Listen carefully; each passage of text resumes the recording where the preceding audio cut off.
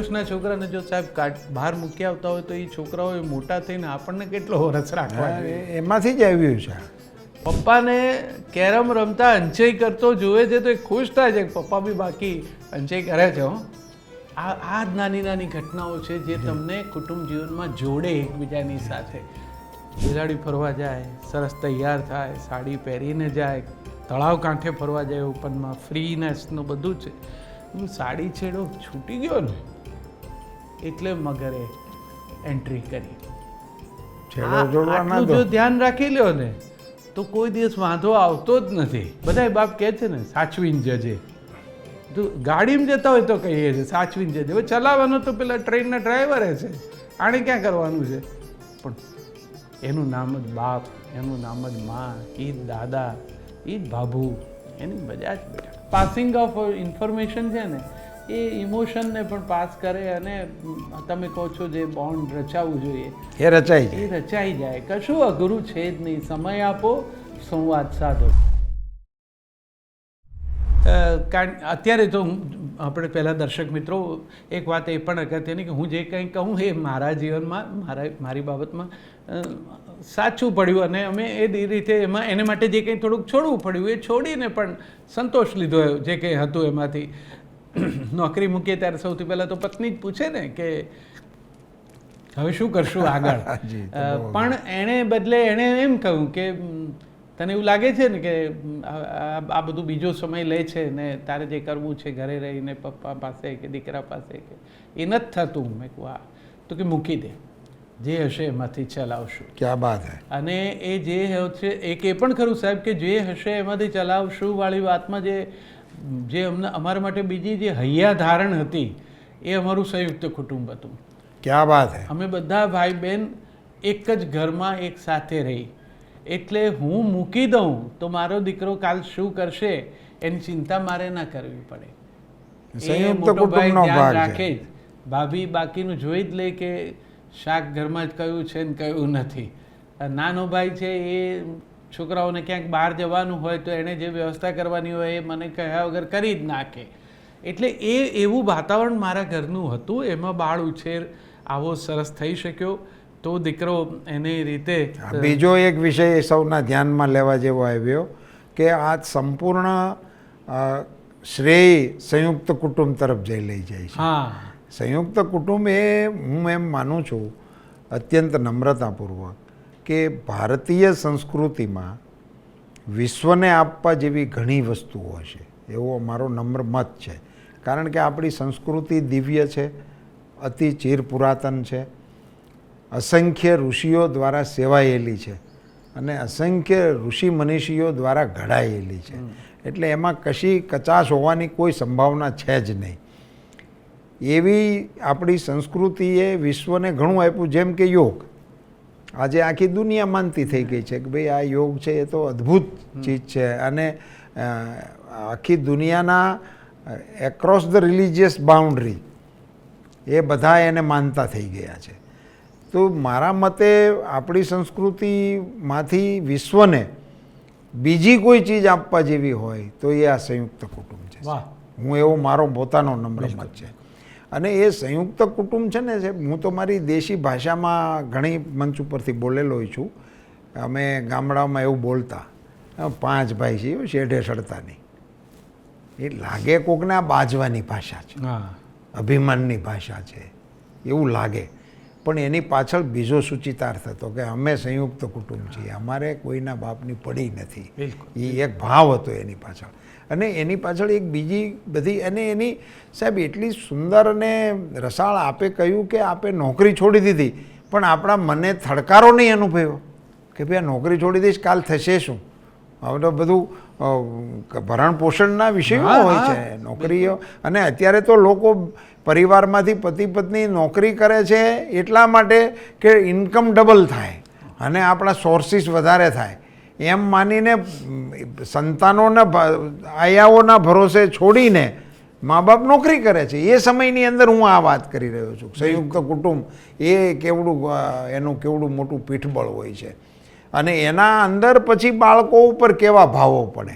એ સંયુક્ત કુટુંબને કારણે બાળકો ઉપર કેટલીય ચીજો એમનેમ બિંબિત થઈ જાય છે, એની ઉપર છાપ પડી જાય. બિલકુલ. મહેમાનોને સાચવવાની, વડીલોને સાચવવાની, આ બધું તો એ સંયુક્ત કુટુંબ સિવાય શીખે જ નહીં બાળક.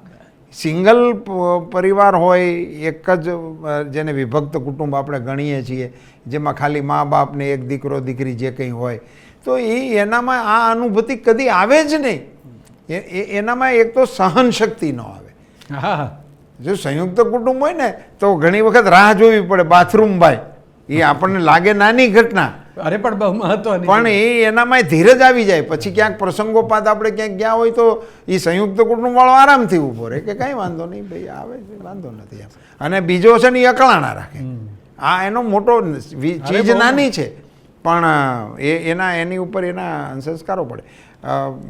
એક નાની એવી કોઈ મીઠાઈ લાવ્યા, એનું ક્વોન્ટમ નાનું છે, ભાગીદાર ઝાઝા છે, તો એની વચ્ચે વહેંચણી થશે, કોકને પહેલાં મળી જશે, આપણે થોડાક મોડા આવ્યા હશું તો આપણને નહીં મળે, તો ગુસ્સો નહીં આવે કે ભાઈ ભાઈએ ખાઈ લીધું ને. અને એમાંથી પછી વળી બેન હશે તો એ એમ કહે છે કે ના ના મારા ભાઈ માટે રાખો.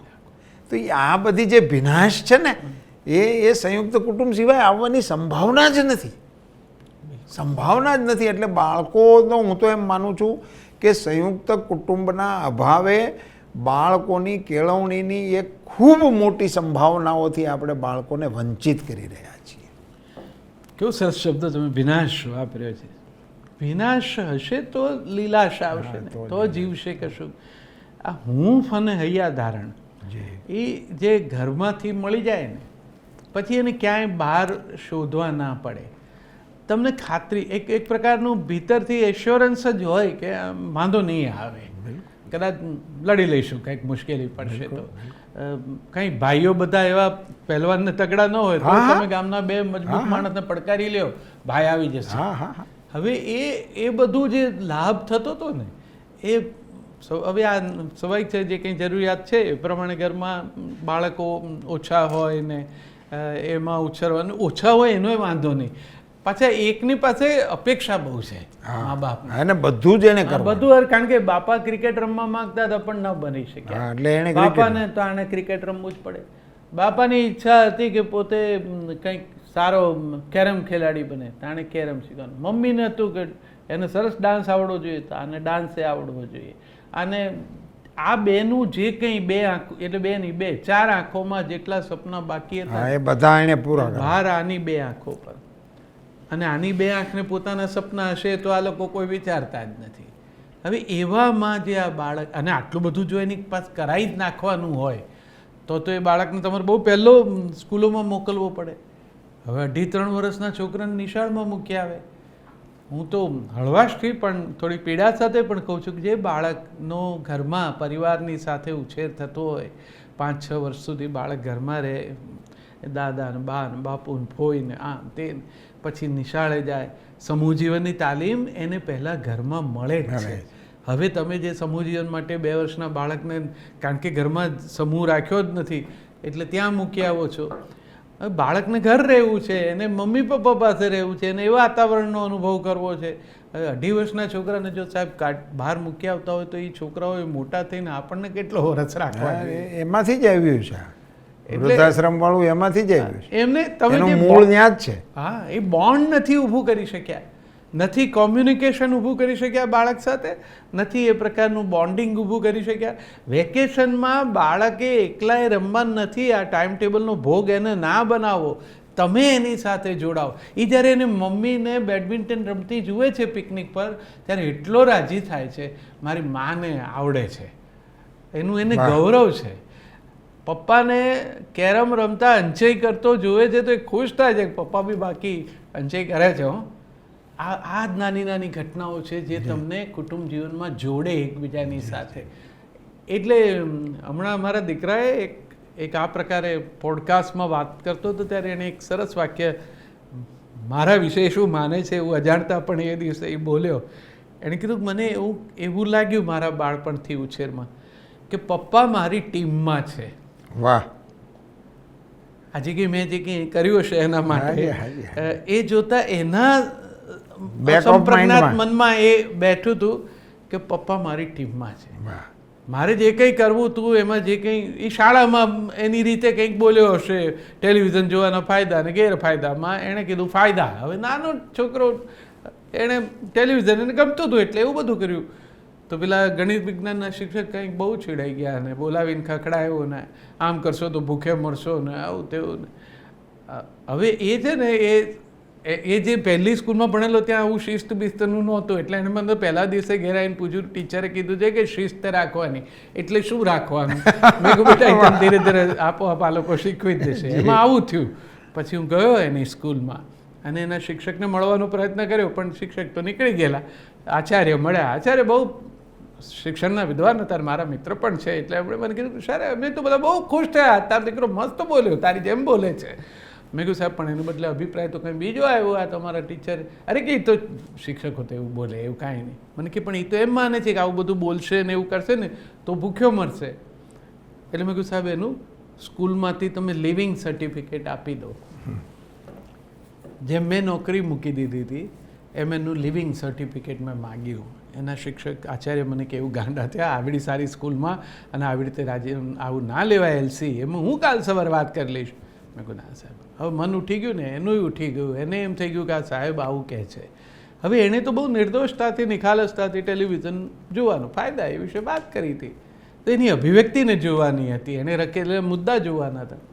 ત્યાંથી લઈ લીધું. બીજી એક સરસ સ્કૂલ હતી એ વળી સારા એમણે મને એડમિશન આપતા પૂછ્યું કે તું સર આ પેલી તો સરસ સ્કૂલ છે કેમ આપણે ત્યાં મૂકો છો. મેં કહ્યું સાહેબ તમારું કમ્પાઉન્ડ બહુ મોટું છે ને, મને મારો દીકરો ખુલ્લામાં ફરે ને. એક જૂના આચાર્ય મિત્ર હતા એમણે મને કીધું કે અમારે ત્યાં મૂકી દે તું સર, એટલે સરસ આપણે ડૉક્ટર બનાવીશું. હું સાહેબ મારે કંઈ બનાવવો નથી, નહીં તો એ મને બનાવશે. એ જે બને ખાવા દેવો છે. મેં કહ્યું એ જે કંઈ થતો હોય ને ક્રમમાં એ ભલે થતો. અમારે ત્યાં કોઈ દિવસ મારા પપ્પાએ મને મારી કોલેજનો દરવાજો જોયો નથી, એણે મને પૂછ્યું નથી કે મેં શું કર્યું, કેવી રીતે ભણું છું. અમારે ત્યાં શિક્ષણ વિષય અમે 5 ભાઈ બહેન છીએ, બધા જુદી જુદી વિધામાં ભણ્યા છીએ, ગુજરાતી માધ્યમોમાં ભણીને મોટા થયા છીએ અને બધાનું ચાલ્યું છે.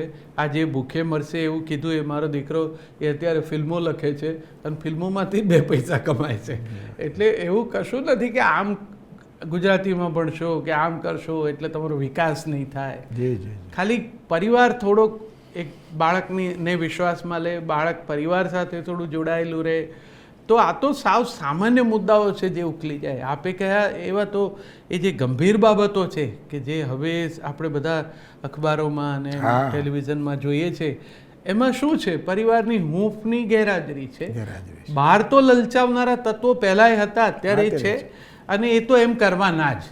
અને જે નાનું વય છે કિશોર વય એમાં એ તરફનું અજાણ્યા માટેનું આકર્ષણ એ તો રહેવાનું જ. એટલે એ તરફ ઢળે જ. પણ એ ઢળે એ વખતે આપણને ખબર પડે પપ્પા તરીકે તો એને બાવડું ઝાલીને રોકવાની એ જરૂર નહીં પડે. પહેલાં તો શું હતું કે ઘરમાં બધા હતા દાદા દાદી મોટા ભાઈ. અમારે તો મોટા ભાઈ દાદા અને ભાભી છે એ ભાભુ. એ તો દાદા ભાભુ કે એટલે આખા પરિવાર માટે ફાઇનલ વર્ડ થયો. એ ગમે એ આમ બહાર બેઠા હોય ઇંચ કે ને કોઈ પણ 5 ભાઈ બહેનના છોકરામાંથી કોઈ આમ બહાર જતું હોય તો દાદા પૂછી શકે ક્યાં જાય છે, કાલ કેમ મોડો આવ્યો તો, બહારનું ખખડતું મોડું. એટલે અને એવરીબડી ઇઝ આન્સરેબલ. તમારે શું તમે તમારા દીકરાને પૂછો, એવું ના ચાલે. ના ચાલે. ભાભુ કોઈને કહી શકે કે આ તું છે ને આમમાં વઘારે છે ને એને બદલે આમ વઘાર તો એ સારું થાય. તો એ પ્રકારનો ડ્યુ ચેન્જ તમે કરી શકો. અને આનું કોઈ ઓછું નહોતું આણતું. બિલકુલ જ નહીં, બિલકુલ જ નહીં. એ તો આખી ગલીના ને પૂછી શકતા. હા, બિલકુલ. અમારે કહું છું અમારા ગામમાં બાપા અમારે વીરજી બાપા 2 હતા ચોકમાં. બપોરે 12 વાગ્યા કેડે ફેરીઓ આવે કે માગણ આવે એ ગામમાં અંદર નહીં જઈ શકે. એ કે હવે અત્યારે બધા ભાત દેવાઈ ગયા હોય, જમતા હોય, હવે તું આવીને બેસ. 3 વાગ્યા પછી પાછો જાય છે ગામમાં. હવે એનું રૂલ્સ જેવું હતું, માનવું જ પડે, એને કમ્પલસરી માનવું પડે. કોઈ એને ઉવેખી જ ન શકતા. એ વડીલપણું હતું. અને એ વડીલપણું સંયુક્ત કુટુંબ હોય તો જ આવે. નગર વડીલપણું તમારે એકલા ઘરમાં વડીલપણું થાય જ નહીં. તમે ઘરના તમે વડીલ એ આમેય નથી ભળતું. પણ એ તો ઘેરો હોય તો એનો મોભી હોય અને મોભી હોય તો જ એ ઘર ગણાય. એટલે ઘરમાં આપણા મુખ્ય લાકડાને મોભ કહેતા. એમાંથી મોભી શબ્દ મોભી આવ્યો. શબ્દ આવ્યો છે. એટલે એનો અધિકાર તો માનતા આપે જે કહ્યું એ વાતની સાથે હું સંમત છું છે, પણ સૌથી વધુ ખીલા એ જ ખાતા. હા, એ જ ખાને. એટલે એટલે એટલે ઈ- તે જ પછી એટલે એ મોભી હતા. હા, એટલે એ મોભ હતું એની હવે ઉપર. બધું કદાચ મિત્રોને એમ લાગે કે હવે અમે બધું બહુ જૂનવાણી કાંત્યું અને અમારી નવી પેઢી છે એને એમ લાગે કે તો કોઈ એવા બંધનનો સંદેશો આમાં નથી. અમે ઈચ્છીએ જ ને કે તમારો સરસ વિકાસ થાય, સલામત વિકાસ થાય. જિંદગીને બહુ બધા પ્રયોગોમાં અમને જ ખબર પડી હોય સાયકલ ચલાવતા ચલાવતા કે આમ પડાય છે ને આમ ખાડો છે આગળ, તો હું પડીને જ શીખું એવું છોકરાઓ આગળ રાખે ને ત્યારે અમને એમ થાય કે ભાઈ અમે પડ્યા હતા ને અમને ખબર પડી હતી ને એ પછી એ જાણકારી તમારા સુધી ઇન્ફોર્મેશન શેર કરી કે આગળ ખાડો છે ને એમાં પડાય છે. તો તમે ધ્યાન રાખો, સાયકલ ના ચલાવો એવું કહેતા જ નથી, પણ થોડાક એ ઉછેરમાં આ પ્રકારના રિસ્ટ્રિક્શન નહીં પણ માર્ગદર્શન અમારે શીખવાનું છે કેવી રીતે આપવું એ, પણ એ અમે આપવા માગીએ છીએ. અને તમે લોકો લો ને તો અંતે તો તમને બધાને ઉડતા જોઈને અમે જ રાજી થવાના. આ માળામાં પંખી જે બેઠા હોય છે એના બચ્ચા ઉડવાનો ટ્રાય કરે એટલે નીચે પડે, પછી વળી પાછું કોક ઉપાડીને ઉપર મૂકે તો મળે, નહીં તો નીચે હેરાન થાય. તો માળામાંથી પંખી તો ઉડે જ, એને સલામતી હું માળામાં મળે પણ એમ પકડીને બેસી ન રહે. એ ઉડવાનું એનું કામ છે, એ ઉડે જ ને એને ઉડતા જોઈને એના મા બાપ રાજી જ થાય.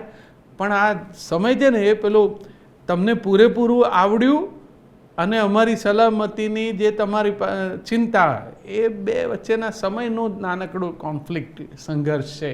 તમે માનો છો કે અમને આવડી ગયું છે, અમને એમ છે કે જો તમે નાના છો, એની વચ્ચે કાંઈક આવું મોટું કુટુંબ હોય ને તો ક્યાંક તમે પછી અકળાયો તો બાબુને કહી શકો કે બાપા સમજતા નથી, મને ના પાડે છે, મારે જવું છે. બાબુ પાછા અમને સમજાવે કે એવું ના કર, જવા દે, આપણે ધ્યાન રાખશું, એમાં કાંઈ તાર ભાઈ જશે જોડે જોડે પાછળ.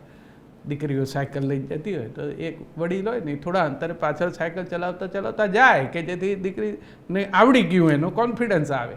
અમારે એટલું જોઈએ કે તમે સલામત રહો, એને માટે આ કુટુંબ જીવન છે અને એની મજા છે. ને એ તમને અત્યારે ન સમજાય તો કાલ સમજાશે ને, જ્યારે તમે હિંચકે બેઠા હશો ને છોકરા સાયકલ લઈને નીકળતા હશે તમારા, ત્યારે તમને એમ થતું હશે કે વહેલો પાછો આવી જાય, સાચવીને આવજે.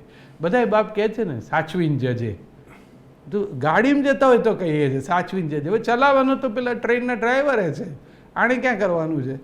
પણ એનું નામ જ બાપ, એનું નામ જ માં, એ જ દાદા, એ જ ભાભુ, એની મજા જ બેટા.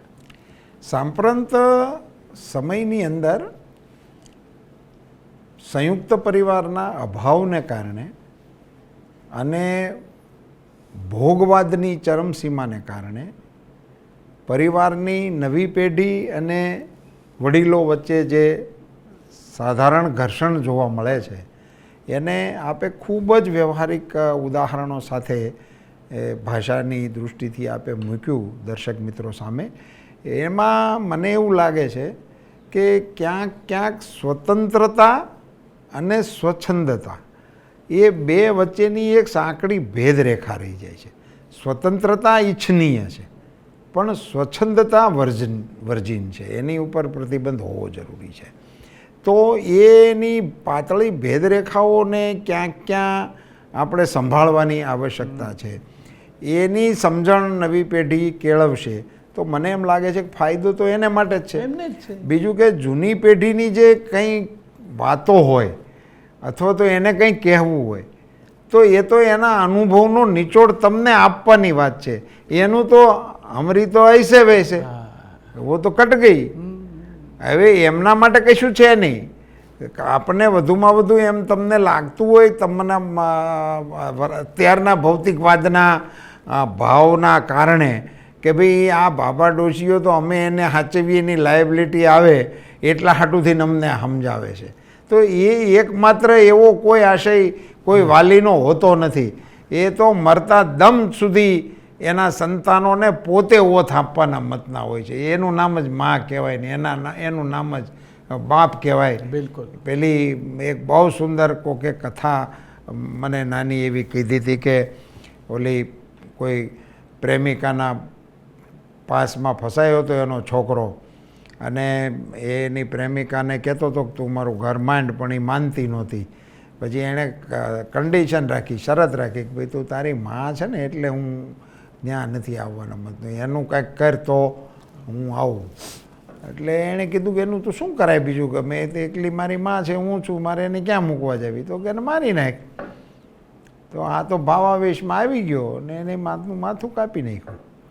અને માથું લઈને ચોટલો લઈને એની પ્રેમિકાને દેવા જતો હતો, દેખાડવા કે લે આ મેં તને આડખીલી રૂપ હતું એ મેં પૂરું કરી નાખ્યું છે. એમાં એને હાલતા હાલતા ઠેસ લાગી. તે પેલું માથામાં હજી એટલો જીવ હતો કે એના છોકરાને ઠેસ લાગી એટલે માથામાંથી એમ બોલ્યું, ખમા મારા દીકરા વાગ્યું નથી ને તને. આ માં છે. અને એ તમને કદી તમારી ઉપર બોજ નથી, એ બાપ કદી તમારી ઉપર બોજમાં નથી. હમણાં મને કોઈ ક્યાંક નાની એવી એક 2-4 લીટીની વાત કરી હતી આ બાપ માટે. એક છોકરો કલેક્ટર બન્યો અને એના પિતાશ્રી એની ઓફિસમાં મળવા ગયા, તો બહુ સાધારણ માણસ હતો. એટલે એની ઓફિસમાં ગયો અને એના છોકરાને આવા ટેબલ ઉપર ને કલેક્ટરની ઓફિસના વટમાં જોયો તો બહુ રાજી થયો. અને ટેબલની અંદર જઈને એના છોકરાના ખભા ઉપર હાથ રાખીને એના છોકરાને પૂછ્યું કે બેટા આ દુનિયાનો સૌથી શક્તિશાળી માણસ કોણ છે? એક સવાલ છે, તો જવાબ આપ. એટલે છોકરાએ કીધું કે દુનિયાનો સૌથી શક્તિશાળી માણસ હું છું. તો એના બાપને એમ થયું કે આ તો કલેક્ટર થયા ભેગો એટલો બધો અહંકારી થઈ ગયા હે એવું મારા મગજમાં નહોતું. એટલે એ તો તરત જ કે સારું બેટા, હજી તને ફરી વખત એક વખત પૂછી લો એમ કરીને ફરીથી ખભે હાથ રાખીને પૂછ્યું, બેટા દુનિયાનો સૌથી શક્તિશાળી માણસ કોણ છે? તો છોકરાએ કીધું હું છું. એટલે એને પાકું થઈ ગયું કે આને આ કલેક્ટર પદની પેલી આવી ગઈ લાગે છે. એટલે કે સારું બેટા, તો હું હવે ઘેરે જાઉં છું એમ કે નહીં બહાર નીકળ્યા. એટલે છોકરો એને ઓફિસના ગેટ સુધી બહાર મૂકવા માટે આવ્યો. તેના બાપાએ બહાર નીકળ્યા પછી પણ એક વખત પૂછ્યું કે હજી તને બેટા એક વખત છેલ્લી વખત પૂછી લો, કંઈ તારા મનમાં કહ્યું છે દુનિયાનો સૌથી શક્તિશાળી માણસ કોણ છે? તો કે તમે છો. એટલે અહીંયા ઓલી કોઈ તું છો એમ કહેતો તો હું છું, અને અહીંયા એટલે આવ્યો ત્યાં તું ફરી ગયો. આવું એવરિંગ માઇન્ડ અને તું કલેક્ટર છો હવે? આ બરાબર ના કહેવાય બેટા. આ મને તારા વર્તનથી થોડુંક માઠું લાગ્યું છે. ત્યારે એના છોકરાએ કીધું, બાપુ તમે જ્યાં મને અંદર પૂછતા હતા ને ત્યારે તમારો હાથ મારા ખભા ઉપર હતો. એ બાત જે દીકરાના ખભા ઉપર એના બાપનો હાથ હોય ને દુનિયાનો સૌથી શક્તિશાળી માણસ છે. અને અત્યારે તમે પૂછો છો ને તમારો હાથ મારા ખભા ઉપરથી ઉતરી ગયો છે. એટલે હવે દુનિયાના શક્તિશાળી માણસ તમે છો, હું છું જ નહીં. આ જ વાતો હોય છે સર, કે જે છોકરાઓને નથી ખબર પડતી એવું નથી. થોડોક ક્યાંક આડા હાથે મુકાઈ ગઈ છે થોડીક વાતો, તો આપણે એમને યાદ કરાવીએ એમને. મારો તો હું નમ્ર મત છે તુષારભાઈ કે આપણે જ બાળકોને પીરસવામાં જ ક્યાંક ચૂક કરી છે. પીરશું જ નથી. ગુજરાતી ભાષા સાહેબ તમે એને 2 કવિતા એને સંભળાવતા રાવની કવિતાનો પ્રેમી ન થાય ગુજરાતી ભાષામાં કઈ એવું એટલું બધું ઘટે છે કઈ? છે ને એક બાળ ગીત જે આપણું છે ને, એક અંગ્રેજી માધ્યમની સ્કૂલમાં હું ગયો ને એ કંઈ બીજી કોઈ કવિતા કે એમના સુધી પહોંચતી નહોતી. એટલે પછી મેં કહ્યું કે આ તો બધાએ સાંભળી છે, એક બિલાડી જાડી ને એણે પહેરી સાડી, સાડી પહેરી ફરવા ગઈ ને કાંકરિયામાં તરવા ગઈ ને સાડી છેડો છૂટી ગયો ને મગર બિલ્લીને ખાઈ ગયો. યસ યસ યસ વી નો. મેં કહું આ બહુ મેસેજવાળી કવિતા છે. એટલે શું તો આમાં શું મેસેજ છે? મેં કહું જો બિલાડીને ફરવા જવાનો કોઈ વાંધો કોઈએ લીધો જ નથી. બિલાડી ફરવા જાય, સરસ તૈયાર થાય, સાડી પહેરીને જાય, તળાવ કાંઠે ફરવા જાય, ઓપનમાં ફ્રીનેસનું બધું છે. સાડી છેડો છૂટી ગયો ને એટલે મગરે એન્ટ્રી કરી. આટલું જો ધ્યાન રાખી લ્યો ને તો કોઈ દિવસ વાંધો આવતો જ નથી. ઇશ્યુઝ ક્યાંથી ઊભા થાય? તમે ચકાચકીની વાર્તામાં ચકો ને ચકી બંને જણા ઉડીને ચકી લાવી, ચોખાનો દાણો ને ચક્કો લાવ્યો, મગનો દાણો કર્યું, 2 ભેગા થઈને ખીચડી બનાવી. બરાબર. અહીં સુધી બંનેનો જોઈન્ટ એફર્ટ છે. ટુગેધરનેસ કોને કહેવાય? કે આમાં બંનેનું યોગદાન છે. ખીચડી બનાવવામાં. પણ જ્યારે બેમાંથી એક પાત્રને એવું લાગે કે હું ખાઈ જાઉં તો રાજાનો કાળિયો કૂતરો આવે જ અને ખીચડી ખાઈ જાય. મેં કહ્યું આ કથાઓ, આ બાળ ગીતો એણે આપણને એટલું બધું સમજણભરી વાતો કરી છે. હવે આ બધું હવે સ્ત્રી સમાનતા અને પતિ પત્ની વચ્ચેના મુદ્દાઓ ને અસ્તિત્વ અને વ્યક્તિત્વના ઝઘડા ને એ બધું જે બે પાર્ટીઓ વચ્ચે નાની નાની વાતોમાં જ્યાં નથી રમતો ને જ્યાં નથી રમતી. હજુ આપણે ઘેર આવીને બાસુદીમાં ખાંડ બરોબર નહોતી અને 500 રૂપિયાનો ચાંદલો કર્યો એની ચર્ચા કરતા હોય ત્યારે પેલા 2 જણા ખાધા ખોરાકીની રકમ નક્કી કરતા હોય. હવે એવા સમાજ જીવનમાં એટલા બધા પ્રશ્નો છે. ત્યાં આ મોજે દરિયા એ કુટુંબ જીવન આપણે કેવી રીતે રહીએ તો આ બધા પ્રશ્નો ઉકેલી શકીએ એવું છે. આ બધું કશું એવું અઘરું નથી. બધાએ સાથે મળીને, અને એના એટલે જ પેલું કોમ્યુનિકેશનની જરૂર છે, સંવાદની ગેરહાજરી છે. પહેલાં સાથે જમવા બેસતા હતા, હવે એક્રોસ ધ ટેબલ આમ બેસો અને વાત કરો દિવસ દરમિયાન શું શું કર્યું હતું. મારા પપ્પા મને કહેતા કે તુષાર અમારી પાસે આ રૂમમાં બેસી રહેવાનું એટલે તમે અમારી લિંક છો બહારની દુનિયા સાથેની. વાહ. તમે ઘેર આવીને વાતો કરો એટલે અમને બીજી વાતો ખબર પડે. તો એટલો જ ટાઈમ પસાર કરવાનો છે. 2-5 મિનિટ એમની જોડે બહાર નીકળતા થોડી ઇધર ઉધરની વાતો કરો એટલે પૂરું થયું. એમને આનંદ થાય. એમને જોડેલા રાખો તો જીવવા જેવું જ છે જીવન. તો પતિ પત્નીએ કાંઈ આવું લડવું પડે, ઝઘડવું પડે એવું નથી. પણ હવે એવું થઈ ગયું છે કે આમ નાની નાની વાતે એટલે નથી, એમને એમ થઈ ગયું છે પરણવું એટલી કંઈ ગંભીર ને ચિંતા ઉપજાવે એવી બાબત છે એટલે પરણવું જ નથી. અને પછી સીધું લઈ આવે કે તો બાળક તો જોઈએ જ નહીં. અને બહુ જુદી દિશાઓમાં આપણે ફંટાઈ એવું થાય કે હવે જો તમે પરણો નહીં, બાળકને જન્મ, પ્રકૃતિની ઈચ્છા તો શું છે, ચક્ર ચાલ્યા કરે. આ બાકીના બધા રંગ તો આપણે ભર્યા પર્સનાલિટીના ને. તો સ્ત્રી સન્માન, સ્ત્રી સ્વાતંત્ર્ય, મારો મૂડ, મારી ઈચ્છા, એ તો એનો આદર જ છે, એમાં ના જ નહીં. દાંપત્યની મજા જ એ છે કે અદ્વૈત તો અસંભવ છે, આપણાથી દુનિયાવી માણસોથી સિદ્ધ કરવું મુશ્કેલ છે. પણ દ્વૈતનો આદર કરતાં કરતાં અદ્વૈતની પ્રાપ્તિ માટેનો પ્રયત્ન, એનું નામ દાંપત્ય છે. 2 જણા જુદા જ છો એટલે બેની પર્સનાલિટીનો 2 જણા રિસ્પેક્ટ કરે, સાથે રહે. એટલે જ હસ્તમેળાપ ખુલ્લા હાથે કરાવે છે કે જરા મોકળા મને મળો. કોઈના હાથમાંથી લઈ લેવાનું હોય, આમાં મુઠ્ઠીઓ વાળી તો બાજવાનું જ થાય. મુઠ્ઠીઓ ખોલો તો કોઈ લઈ નહીં લે, કોઈક તમારા હાથમાં કંઈક મૂકશે પણ ખરું. એવી રીતે જો જીવાય તો આપણા ગુજરાતીઓના કુટુંબ જીવન કેવા મીઠડા છે, કેટલા સરસ સરસ શબ્દો પ્રયોગો, કેવા તો લોક સાહિત્યના માણસો, પ્રેમીઓ જો આમ તો મીઠડા લેવા, ઓવારણા લેવા, એમ 10 આંગળીના ટચાકા પૂટતા, એ હવે એ બધું ગયું. હવે એ કાંઈ વાંધો નહીં, ભલે ગયું તો ગયું, પણ જે છે એટલું સાચવી રાખો. સાથે રહીને આનંદ કરો, વડીલોનો આદર કરો. તમારી સાથે ન રહેતા હોય તો થોડાક દિવસે જઈને મળી આવો. સેન્ટાક્લોઝને મળવા માટે છોકરાઓને લઈને આંટો મારો ક્રિસમસમાં, એ તો સરસ જ છે. પણ પેલા દાદા જે કાયમના છે એ તો 24/7 અવેલેબલ જ છે. આ તો એકવાર તમને ગિફ્ટ આપશે, પેલાને તો જ્યારે મળો ત્યારે વાર્તા કહેશે ને ચોકલેટ આપશે ને કેટલું કરે છે. એ દાદાનો પણ આદર કરો. આ દાદા તો સેન્ટાક્લોઝ તો કબૂલ, તમને ગમે છે તો અમને ગમે છે, પણ પેલા જે ખરેખર દાદા છે એને ભલે આમ થોડોક વખત મળો પણ પ્રેમથી મળો જ જતા આવતા તો કેટલું રાજીપો થાય. પરિવાર જીવનની તુષારભાઈ ખૂબી જ આ હતી કે પરિવાર જીવનમાં જે મા બાપ હોય ને એની કરતાં એના દીકરા દીકરીઓના ઉછેરની વધુ પડતી કાળજી દાદા ને દાદી રાખતા હતા. એટલે તમે લોકગીત જોશો તો દીકરીઓ દાદાને જ ફરિયાદ કરતી, દાદા હો દીકરી વાગડ માના દેજો રે સહી, દાદા તે આવો તે વરના જોચો દાદાજી. આ બધી કમ્પ્લેન દીકરીઓ દાદાને કરતી હતી.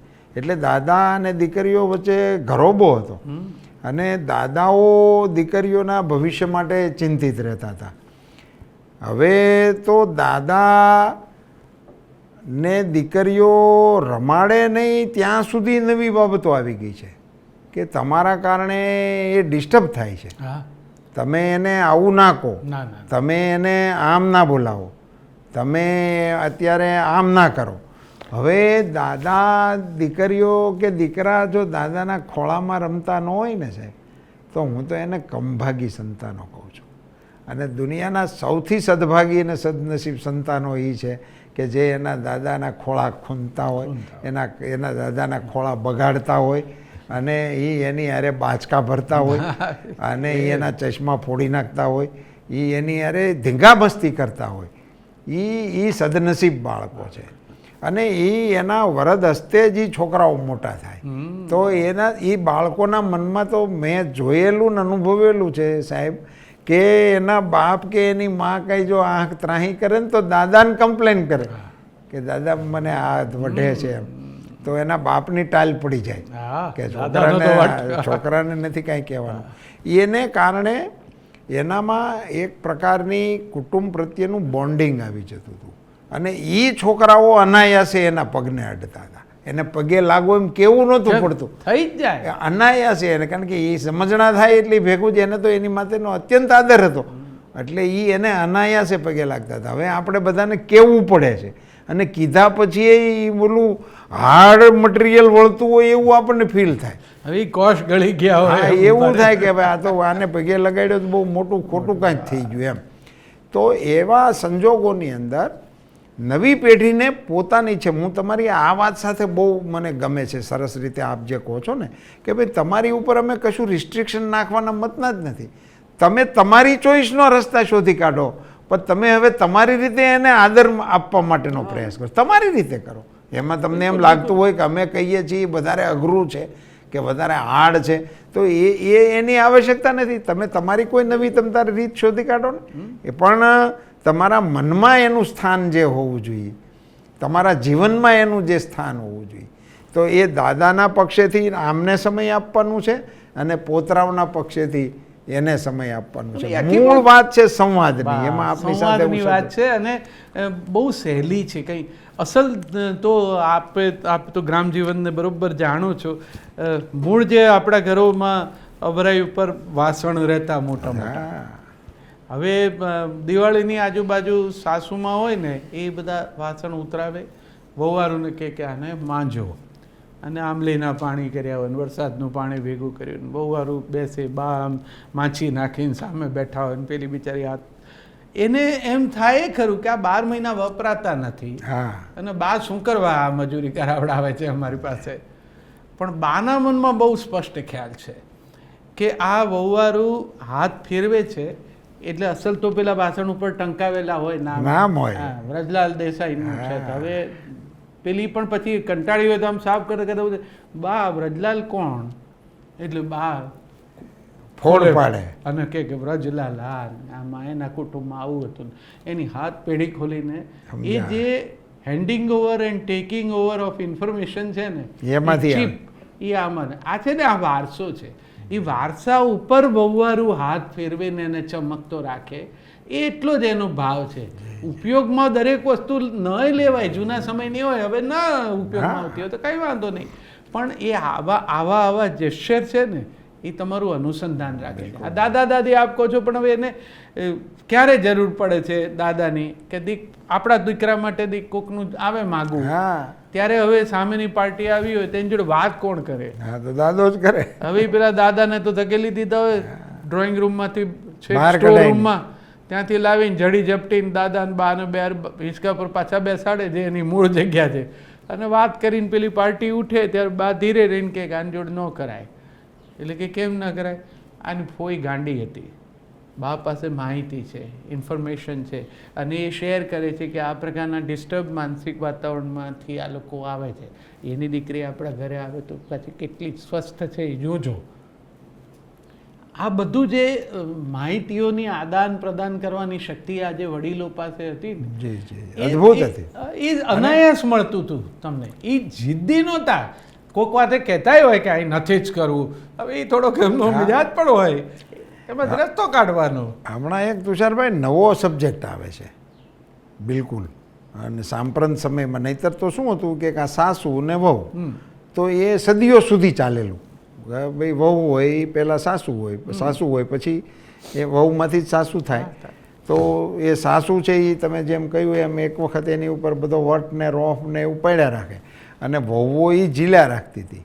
પણ એના મનમાં અંદર અંદર એમ રહેતું હતું કે પછી આપણે આ પોસ્ટ ઉપર જવાનું છે એટલે વારો તો કાઢશું આપણે. અત્યારે એ એસપી થવાની તૈયારી કરતી હતી એનામાંથી એ બોધ લેતી હતી Yes. કે કંઈ વાંધો નહીં આપણા દિવસો આવશે એમ. હવે અત્યારની જે જનરેશન આવી છે એમાં એ સાસુઓ તરફથી મને એવું જાણવા મળ્યું કે ભાઈ અમને તો અમારી હાહુઓએ ધગધગાવી હા અને અમને ખૂબ દાંટ્યા ધબકાવ્યા અમે સાંભળ્યું.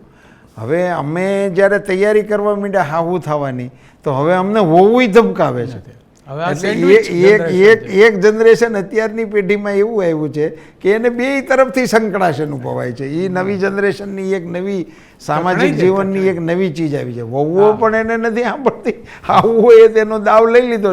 એક નવી જનરેશનની સાસુઓ એટલે બધું બદલાયું તો છે જ. અને સ્વાભાવિક છે કે આવું સહન કર્યું હોય ને પછી એને કદાચ વારો ન લેવો હોય પણ એમ તો થાય કે મારું પણ હવે બાની જેમ જરાક હવે મહિમા વધશે. પણ હવે છોકરાઓ સાવ જુદી રીતે દુનિયા જુએ છે. હવે આ 12 મહિનાના અથાણા ભરે જ નહીં. હવે એમ કહે છે કે આ તૈયાર આવે છે એટલું જરૂર પેટું લઈ આવવાનું. હવે વહુ એ બિચારી માએ બિચારી 2-3 ઘરના બનાવ્યા હોય ને છોલ્યા હોય ને કેરીઓ ને બધું કકડા ના એવું. હવે હું ઘણીવાર એમ કહું છું કે આ નવી જે વહુવારું છે ને એણે એના ઘરે પણ એની મમ્મી પણ બનાવતી જ હતી. હવે અહીંયા પરણીને આવી છે. હવે આ મમ્મી જે બેઠી છે એની સામે એ પોતાની મમ્મીને ફોન કરીને એમ કે આમાં રાઈના કુરિયા નાખવા કે મેથીના. એને બદલે જો એ આ સામે બેઠેલી મમ્મીને પૂછે કે મમ્મી શું, તો પ્રશ્ન જ નથી.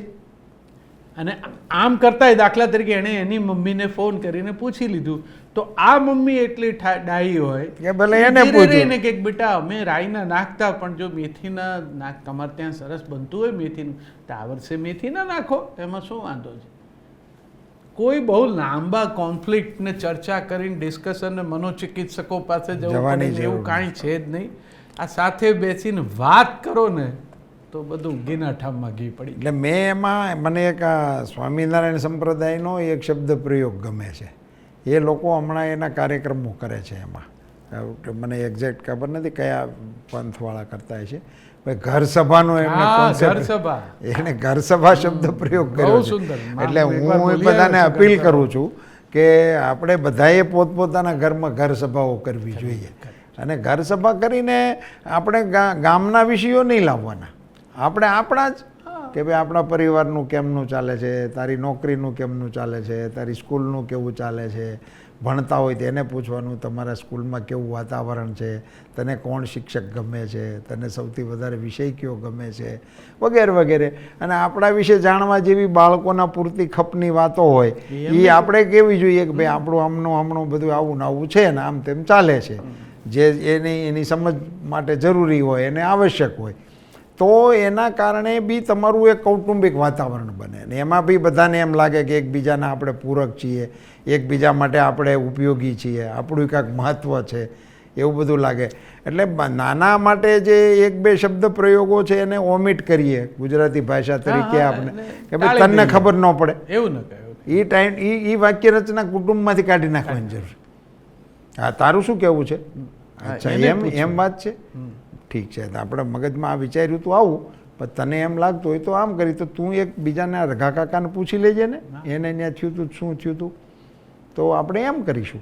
જો એમ વાતોને મઠારવામાં આવે એટલે ટૂંકમાં સંવાદ વિષય બીજો કશો છે નહીં. તો પરિવાર વચ્ચે સંવાદ નિર્માણ કરવા માટે નવી પેઢી અને જૂની પેઢી બંને જણાએ પ્રયાસ કરવો પડશે. બંને કરવું પડે ને એવું સરસ રીતે થઈ શકે એવું છે.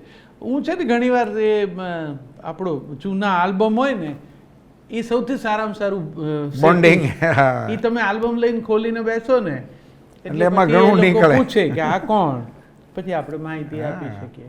કેટલા બધા પાત્રો આલ્બમમાં જે છે હવે હોય નહીં, ગેરહાજર હોય. બરાબર. એટલે તમે કહી શકો કે આ છે આ છે. અત્યારે આ ફલાણી જે દીકરી છે આમની IAS ઓફિસર થઈ છે ને આ એના બાપુજી, એને જે રેફરન્સ મળી શકે છે એની સાથે વાત કરતા કરતા અનુસંધાન મળે તો પછી કેટલું બધું આ પાસિંગ ઓફ ઇન્ફોર્મેશન છે ને એ ઇમોશનને પણ પાસ કરે અને તમે કહો છો જે બોન્ડ રચાવવું જોઈએ એ રચાઈ જાય. કશું અઘરું છે જ નહીં. સમય આપો, સંવાદ સાધો. બિલકુલ. આ 2 બાબતોને જો નવેસરથી આપણા સમાજ જીવનની અંદર એટલે થોડોક ઝડપી જે સમય જેને આપણે કહીએ છીએ એની અંદર જો કુટુંબને પણ આપણું પ્રાધાન્ય આપવા માટેનું કરીશું તો મને એવું લાગે છે કે એ સમાજ જીવન માટે ખૂબ ઉપકારક નીવડશે. તુષારભાઈ સાહેબ આપણા ગુજરાતી ભાષાના લબ્ધ પ્રતિષ્ઠિત વિદ્વાન આપણી વચ્ચે આવ્યા. એમણે ભાષાશાસ્ત્રના કેટલાક સિદ્ધાંતો, કેટલાક નિયમો અને કેટલીક કૂચીઓ એ આપણી નવી પેઢી માટે આપણી સામે પ્રસ્તુત કરી.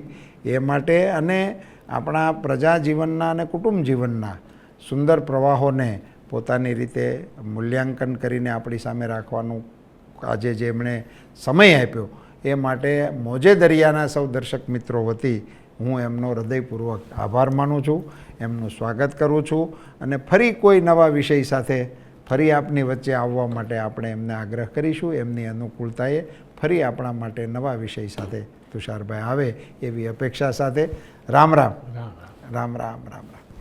પ્રફુલ્લ દવે એક અલગ ગાયકી છે, એક અલગ એમણે પોતાની આભા ઊભી કરી છે. એની હાજરીમાં તમારી પ્રસ્તુતિ તમે કરો પછી આપણે પ્રફુલ્લભાઈને માણીશું. મન સાથે જે સંગીત જોડાયેલું છે એને મનોરંજન કીધું. વાહ. અને ઘણીવાર મને પ્રશ્ન થતો કે આ કૃષ્ણને મારા તે ચિત્તનો ચોર એમ કેમ વધારે કહેવામાં? વાહ, બહુ સરસ. તો ઈ ચિત્તનો ઠહેરાવ, એક મનોરંજન, એક ચિત્તનો ઠહેરાવ. એક શબ્દ દો કાન, એક નજર દો આંખ, वैसे गुरु गोविंद दोनों एक है, तू भीतर झांक सके तो जा. પનબાઈ મંડપ મેળા પછી કરવા નહીં પાનબાઈ, કારણ કે એ છે અધૂરિયાના કામ, એ જે કામ